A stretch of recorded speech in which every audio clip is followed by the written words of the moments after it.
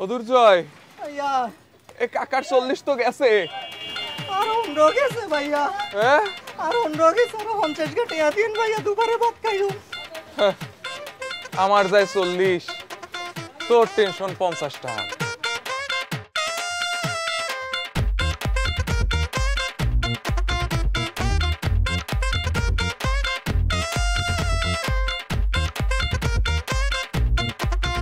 কিরে মা, কি হয়েছে? পাপা দেখো না, পাপকে আমাকে কামড়ে দিয়েছে। দেখে তো মনে হচ্ছে দেশি কুকুর, লোকাল ব্রিড।